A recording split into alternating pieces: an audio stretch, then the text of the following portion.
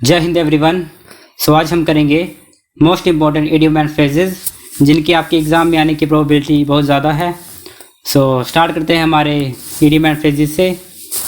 सो पहला है हमारा take up room. Take up room इसका मतलब टेकअप का मतलब होता है लेना, और रूम का दो मतलब होते हैं, एक होता है कमरा और एक होती है जगह। मतलब जगह को ले लेना, जगह को ऑक्यूपाई कर लेना। सो इसका मतलब होगा, मीनिंग होगा ऑक्यूपाई स्पेस, मतलब जगह पर कब्जा करना। सो एग्जांपल देख लेते हैं हम।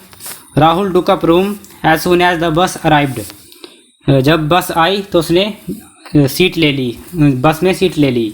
सो टेक अप रूम का मतलब होगा जगह लेना, जगह पर कब्जा करना। टेकअप रूम, टेकअप का मतलब होता है लेना और रूम का मतलब होता है जगह। रूम के दो मतलब होते हैं, आपको पता है, जगह और कमरा। सो नेक्स्ट है हमारा to spill the beans.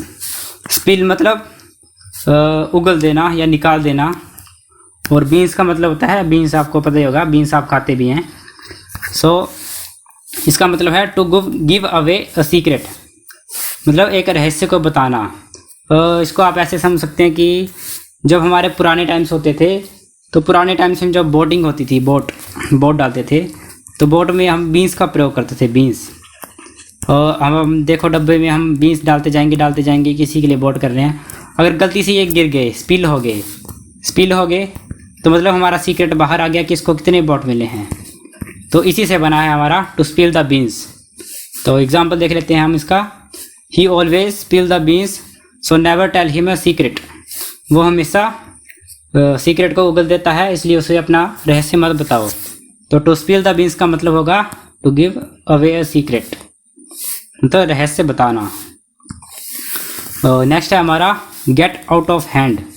Gate out of hand मतलब हाथ से चला जाना, हाथ से जाना। सो जैसे सभी हिमाचल में रहते हैं, तो सभी के पास गाय तो होगी या नहीं भी होगी, तो आप सोच सकते हैं जैसे कि किसी ने गाय को पकड़ा है। ये गाय के सींग आगे ऐसी होती है, और ये आगे पाँव और ये आगे पूंछ। सो जैसे हमने रस्सी से पकड़ा है, तो जब हमारे ये हाथ से छूट जाएगी तो ये भाग जाएगी, मतलब ये हमारे कंट्रोल में नहीं रहेगी। सो गेट आउट ऑफ हैंड मतलब हाथ से चले जाना, इसका मतलब होता है नियंत्रण खो देना। सो लूज कंट्रोल, मतलब गेट आउट ऑफ हैंड, जब हमारी गाय हाथ से छूट गई तो हमारा उस पर कोई कंट्रोल नहीं रहा। सो इसका मतलब हो गया, गेट आउट ऑफ हैंड का मतलब हुआ लूज कंट्रोल, नियंत्रण खो देना। एग्जाम्पल देख लेते हैं। Aman get out of his hand when someone tells bad about his family. So जब उसकी फैमिली के बारे में बुरा बोलते हैं तो अपना आपा खो देता है अमन जो है। सो नेक्स्ट है हमारा below the belt.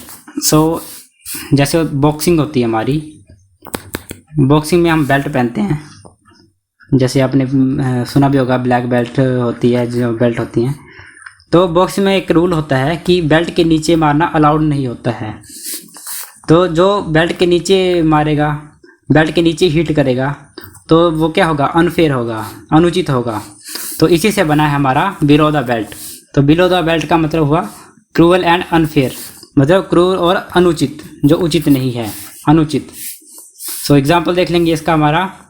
Wrestler hit below the belt when he got to know he was in losing position. तो जब उसको पता लगा कि वो हार रहा है, तो उसने बेल्ट के नीचे मार दिया, उसको हराने के लिए बेल्ट के नीचे मारा। सो बिलो द बेल्ट का मतलब होता है क्रूअल एंड अनफेयर, क्रूर और अनुचित। नेक्स्ट है हमारा फेयर वेदर फ्रेंड। फेयर का मतलब होता है अच्छा, वेदर का मतलब हो गया मौसम, और फ्रेंड का मतलब हो गया दोस्त। फेयर वेदर मतलब अच्छा मौसम दोस्त, मतलब वो दोस्त जो अच्छे मौसम में काम आ रहा है। अच्छे मौसम में मतलब जो जब आप अच्छे हैं, आपका टाइम अच्छा चल रहा है, ये घड़ी आ गई हमारी, आपका टाइम अच्छा चल रहा है, तभी वो दोस्त आपके काम आ रहा है। तो वो आया हमारा फेयर वेदर फ्रेंड। मतलब बन गया इसका a person not reliable in difficult times. मतलब जब आपका अच्छा टाइम था तब वो आपके साथ था, जब आपका बुरा टाइम स्टार्ट हुआ तब वो आपको छोड़ के चला गया। सो वही है हमारा फेयर वेदर फ्रेंड, मतलब जो अच्छे मौसम में काम आए। जो अच्छे मौसम में रहता है और बुरे मौसम में काम नहीं आता है उसको बोलते हैं हम फेयर वेदर फ्रेंड। एग्जाम्पल देख लेते हैं। एग्जाम्पल है हमारा Smith is fair weather friend, मतलब वो अच्छे मौसम वाला दोस्त है, बुरे मौसम में काम नहीं आएगा। आपके भी होंगे कई अच्छे मौसम वाले दोस्त। सो नेक्स्ट है हमारा बाय हुक और बाय क्रुक। हुक आपने देखा होगा, ऐसे होता है हुक, ऐसे होता है हुक, और क्रुक होता है मतलब बांध देना, बांधना, ट्विस्ट करना। सो मतलब इसका बाय हुक और क्रुक ये बहुत कॉमन सा इडियम है।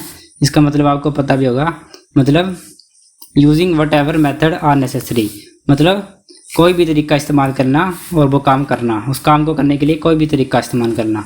जैसे आप पुलिस का एग्ज़ाम निकालने के लिए क्या कर रहे हो आप, हुक एंड रुक, मतलब सभी तरीके अपना रहे हो। So I will clear the exam by hook और बाय क्रुक, मतलब सभी तरीके लगा के मैं एग्ज़ाम को क्लियर करूँगा, आप भी करेंगे। नेक्स्ट है अंडर द वेदर। वेदर आपको मैं बताया मैंने मौसम, और अंडर मतलब नीचे। इसका मतलब होता है feeling sick. Under the weather का मतलब है फीलिंग सिक, मतलब बीमार महसूस करना। सो एग्जाम्पल देख लेते हैं। I am feeling under the weather from last 2 days, मतलब 2 दिन से मैं बीमार हूँ। अंडर द वेदर हूँ मतलब बीमार हूँ। नेक्स्ट है हमारा a lot in one's plate. Plate आपको पता है, आप खाते हैं, खाना खाते हैं तो प्लेट होती है। अलॉट मतलब बहुत सारा, उसकी प्लेट में बहुत सारा रखा हुआ है, मतलब अभी उसे बहुत काम है, बहुत काम करना है उसे, अभी बहुत सारा खाना खाना है उसको, अभी उसको बहुत काम है। सो इसी का मतलब है हमारा अलॉट इन वंस प्लेट, मतलब अलॉट टू डू, मतलब बहुत कुछ करना। एग्जाम्पल देख लेते हैं। He has a lot on his plate and has to finish it all before this evening, मतलब उसे अभी बहुत काम है और उसे ये काम शाम से पहले करना है। So a lot in one's plate का मतलब हो गया अलॉट टू डू, मतलब बहुत कुछ करना। नेक्स्ट है हमारा बटरफ्लाइज इन हिज स्टमक। ये तो आपने भी फील किया होगा, जब आप नर्वस हो जाते हैं, नर्वस होते तो पेट में कुछ अजीब सा लगता है, आपके पेट में कुछ अजीब सा लगता है। तो उसी को बोलते हैं हम बटरफ्लाइज इन हिज स्टमक, मतलब नर्वस फीलिंग। एग्जाम्पल है, जैसे आप सभी भी आपके एग्ज़ाम के पहले बहुत नर्वस हो जाते हैं कई, उसी को बोलते हैं हम बटरफ्लाई इन स्टमक, अजीब सा लगता है पेट में कुछ। सो एग्जाम्पल है हमारा all the players have butterflies in their stomach. So सभी प्लेयर के पेट में तितली है, मतलब सभी प्लेयर नर्वस फील कर रहे हैं हमारे मैच से पहले। नेक्स्ट है हमारा टू पुल समवंस लेग, मतलब किसी की टांग खींचना। हम बोलते हैं टांग खींचना। टांग खींचना मतलब मजाक करना, किसी के साथ मजाक करना, किसी की टांग खींचना। एग्जाम्पल हमारा आ गया John always pull his friend Martin's leg whenever he meets him. तो जब भी वो उसको मिलता है तो उसका मजाक बनाता है वो। नेक्स्ट है हमारा ट्रू कलर्स। कलर्स आ गया हमारा रंग, और ट्रू आ गया मतलब सच्चा रंग, मतलब उसका सच्चा रंग दिख गया, उसका असली रंग दिख गया, असली रंग, उसका असली रंग दिख गया, मतलब उसका वास्तविक चरित्र कैसा था, उसका रियल कैरेक्टर कैसा था, वो हमें दिख गया। वो आ गया हमारा ट्रू कलर्स। बोलते हैं ना हम, जैसे उसने अपना रंग दिखा दिया, वही है हमारा ट्रू कलर्स।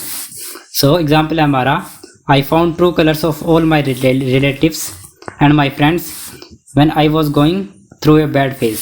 जब मैं बुरी अवस्था में था तब सभी हमारे रिश्तेदारों ने अपने रंग दिखा दिए। नेक्स्ट है हमारा ब्रेक लेग। ब्रेक लेग मतलब विश समवन गुड लक। जब हम बोलते हैं गुड लक, ये बोलते हैं हम ऑल द बेस्ट, उसी को हम बोलते हैं ब्रेक लेग। तो मतलब हम शुभकामनाएं देते हैं। सो मैं भी आपको शुभकामनाएं देता हूँ आपके पुलिस के लिए, एग्ज़ाम के लिए। So break a leg set the teacher to all the students before the examination. So break a leg का मतलब हो गया ऑल द बेस्ट। नेक्स्ट है हमारा रेड लेटर डे। सो मतलब मेमोरेबल डे या स्पेशल डे बोल सकते हैं, स्पेशल। जैसे हम जब स्कूल में जाते थे तो स्पेशल डे क्या होता था हमारा, जब हमारी छुट्टी होती थी। तो आपने कैलेंडर तो देखा होगा, कैलेंडर में जब छुट्टी होती तो वो रेड कलर से लिखा होता था। जैसे 24 को छुट्टी है तो 24 रेड कलर से होता था और बाकी सब ब्लैक कलर से होते थे। सो जो हमारा ये रेड कलर में था वो हमारा स्पेशल डे था। तो red letter day red letter में लिखा होता है, ये लेटर जो है रेड में लिखे हुए हैं, वही है हमारा रेड लेटर डे। तो ये आ गया हमारा मेमोरेबल डे। सो एग्जांपल देखते हैं, जैसे 15 अगस्त जो है हमारा रेड लेटर डे है, 15 अगस्त को छुट्टी भी होती है वैसे। नेक्स्ट है हमारा 15 अगस्त हमारा मेमोरेबल डे है। नेक्स्ट है हमारा डंकीज ईयर्स। डंकी आपको पता है गधा, और ईयर मतलब साल, मतलब गधे के साल नहीं, इसका मतलब है वेरी लॉन्ग टाइम। और डंकीज ईयर क्यों लिखा है, क्योंकि गधे का जो लाइफ स्पैन है, उसका जो उम्र है वो 40 साल तक होती है, बहुत ज़्यादा उम्र होती है उसकी। तो इसी से आप याद रख सकते हैं कि गधे की उम्र जो है हमारी बहुत ज़्यादा होती है, तो वही है हमारा वेरी लॉन्ग टाइम, बहुत लंबा समय। सो एग्जाम्पल देखते हैं, we will have to wait for donkey's year to see him play cricket again. जैसे कोहली हमारा रिटायरमेंट ले चुका है हमारा T20 से, तो अब तो बहुत लंबा समय लगेगा उसको खेलते देखते हुए। लंबा समय क्या, उसको तो समय ही नहीं लगेगा, पर बोल सकते हैं हम। नेक्स्ट है हमारा लैटिन एंड ग्रीक।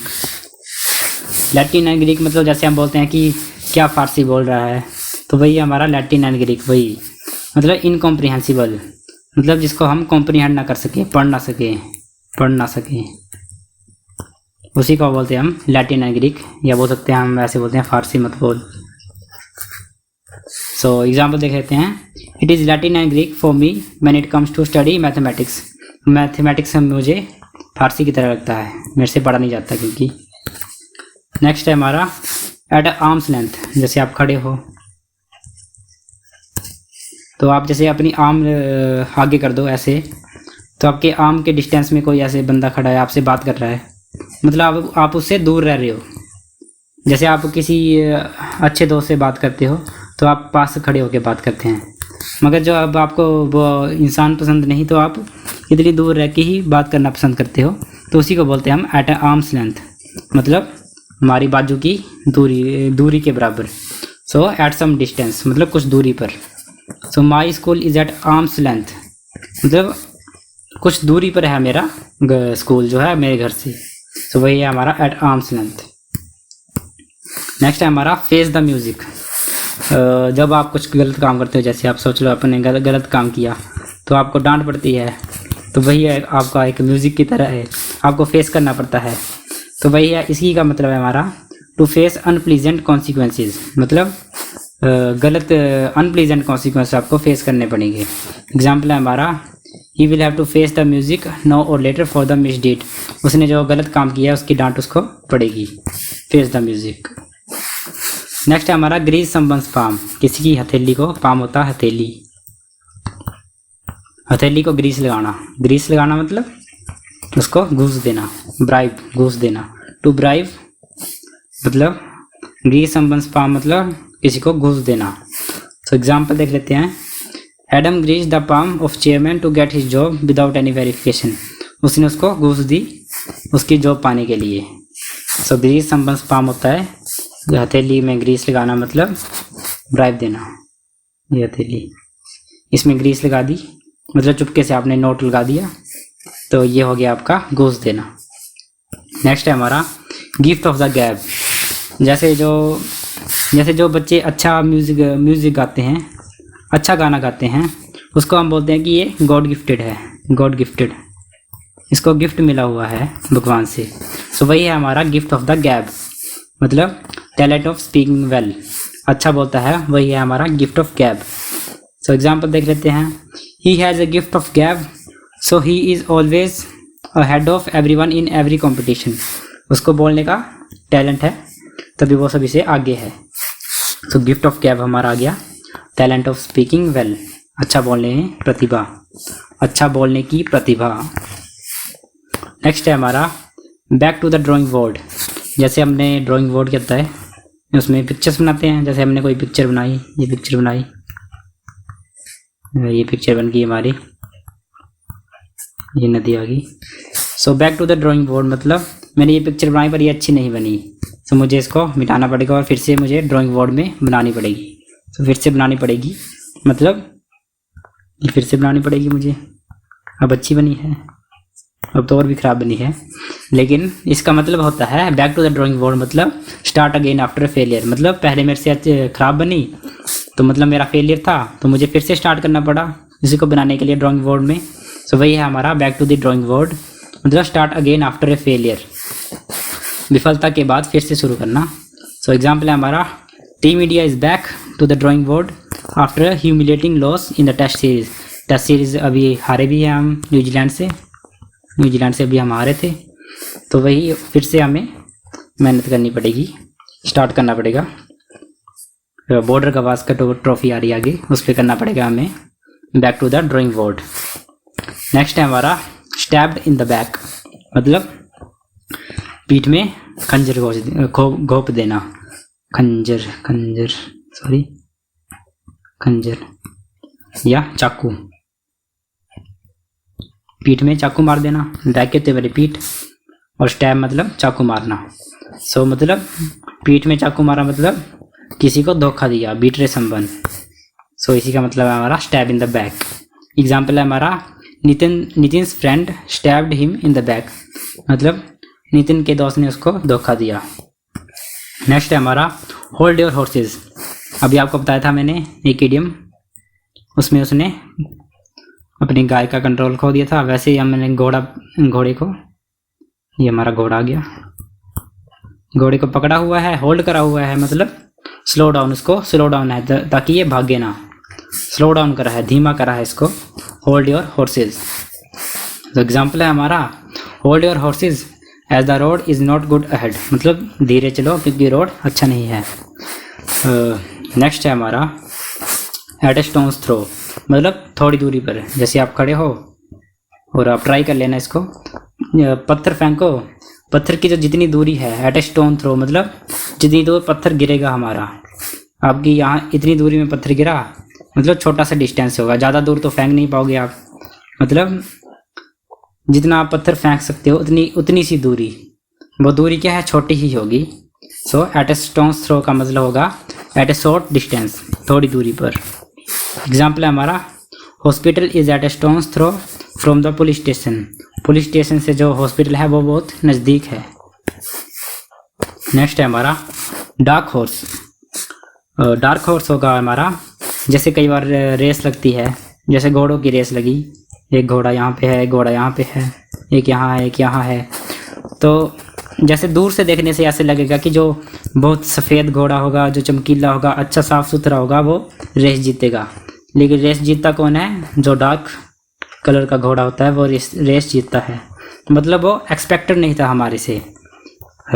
जैसे हमने एक्सपेक्ट किया था कि वाइट जीतेगा, लेकिन जीत कौन गया, डार्क, अनएक्सपेक्टेड था वो। सो यही है हमारा इसका मतलब, एन अनएक्सपेक्टेड विनर, मतलब अप्रत्याशित विजेता, जिसके हमने सोचा नहीं था, कल्पना नहीं की थी।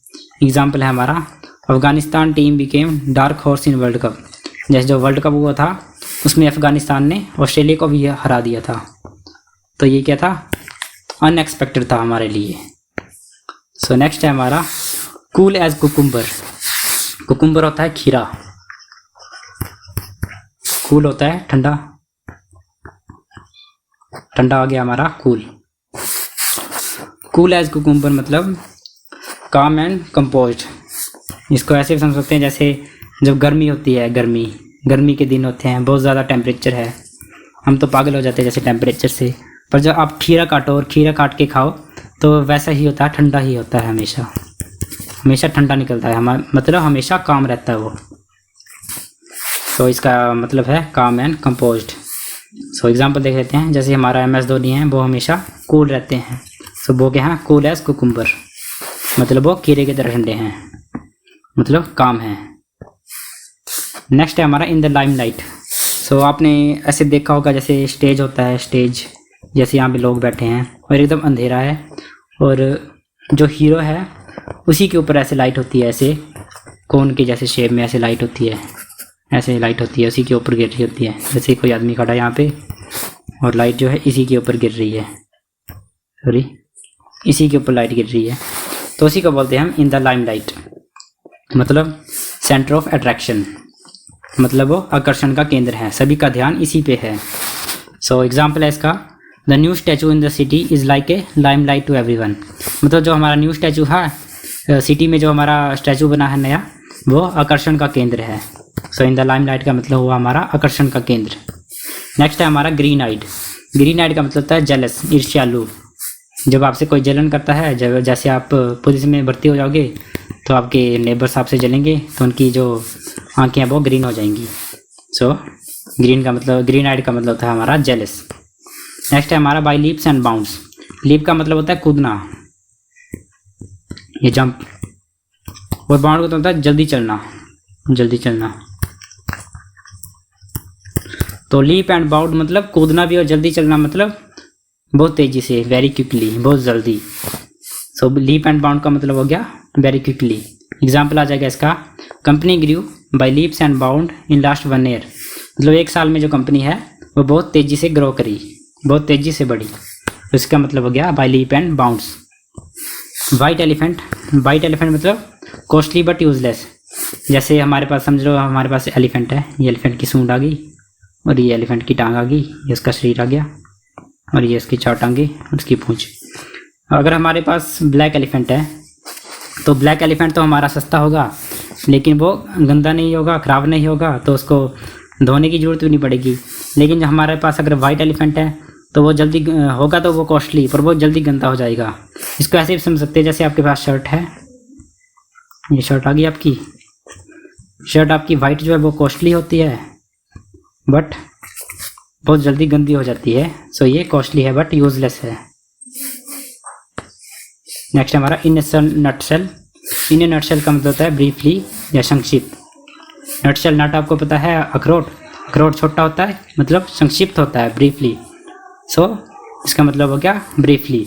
Explain me what ever happen in the meeting in A nutshell, मतलब ब्रीफली समझाओ क्या हुआ हमारी मीटिंग में। सो नटशेल हमारा अखरोट होता है, छोटा होता है, तो ब्रीफली, संक्षिप्त। सो इसी के साथ हमारे इडियम्स खत्म हो गए। शुक्रिया, और हमारे चैनल को सब्सक्राइब करें। Thank you.